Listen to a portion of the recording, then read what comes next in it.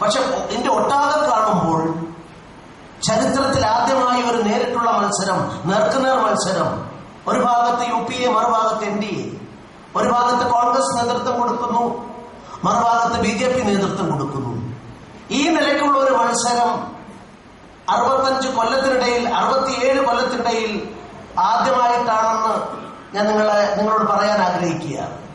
അതുകൊണ്ടാണ് നേർക്കുനേർ മത്സരം എന്ന് പറഞ്ഞത്.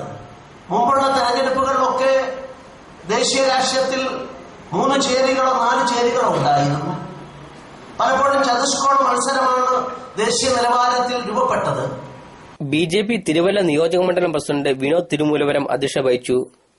BJP സ്ഥാനാർത്ഥി MD രമേശ്, BJP ദക്ഷിണ മേഖലാ പ്രസിഡന്റ് KR പ്രതാപചന്ദ്ര വർമ്മ, ജില്ലാ president TR Ajith Kumar, B Radhakrishna Menon, Suresh Kadambari, Vijayakumar Manippuzha, advocate G Naresh, Ramadevi തുടങ്ങിയവർ സംസാരിച്ചു. തുടർന്ന് തിരുവല്ല നിയോജകമണ്ഡലം തെരഞ്ഞെടുപ്പ് കമ്മിറ്റിയുടെ രൂപീകരണവും നടന്നു. News bureau, Thiruvalla.